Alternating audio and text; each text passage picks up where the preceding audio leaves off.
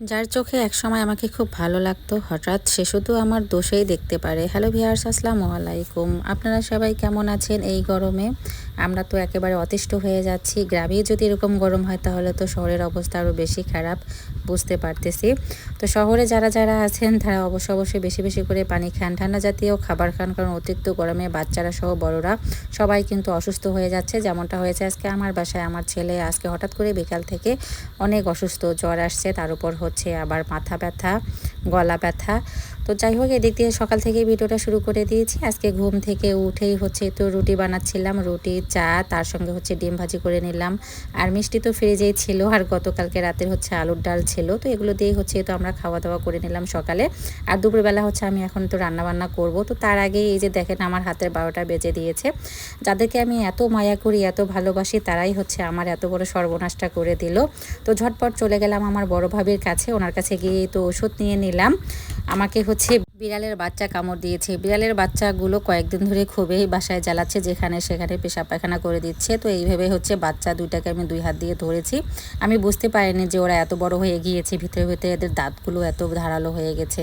তো 2টা বাচ্চাকে যখন আমি হাত দিয়ে ধরেছি, একটা হচ্ছে বাচ্চা এভাবে মুখটা ফিরিয়ে আমাকে একেবারে কামড়টা বসিয়ে দিল। আমি তো দেখেই অবাক। তো যাই হোক, আবার ছেড়ে দিলাম। মায়াও লাগে, আবার বাচ্চাদের কাছ থেকে মাকে আলাদা করব। তো এইভাবে কিন্তু আমি 3-3 বার ধরেছিলাম, তারপরেও কিন্তু আমি দূরে রাখতে পারিনি। আবার ঘুরে ফিরে হচ্ছে আমাদের বাসায় আসে। তো যাই হোক, এটা থেকে কিভাবে আমি হচ্ছে একটু পরিত্রাণ পেতে পারি, আপনাদের জানা থাকলে অবশ্যই একটু বলবেন। তো বিড়ালের বাচ্চাগুলোকে হচ্ছে কিভাবে আমি পালতে পারি, যাতে করে আমার সবগুলো রুমের বিছানা টিছানা নষ্ট করে না দেয়, এক জায়গায় হচ্ছে রাখতে পারি।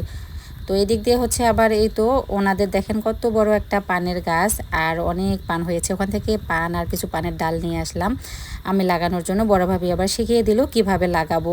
তো বাসায় আসার পরে হচ্ছে আমরের জন্য রান্নাবান্না শুরু করে দিলাম। যেহেতু আমার মামাতো বোনরা অনেক দিন পর আমার বাসায় আসছে, আর আমার নানি মাও আছে, তো কখনো আর আসতে পারবে কিনা জানি না।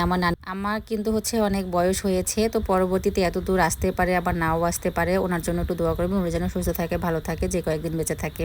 আর তো ওদের জন্যই হচ্ছে আজকে আয়োজনটা করতেছি। এই তো গরুর মাংস আলু দিয়ে ঝোল করব, পটল ভাজি, বেগুন ভাজি, তার সঙ্গে হচ্ছে একটু পোলাও রান্না করে দিলাম মটরশুঁটি দিয়ে।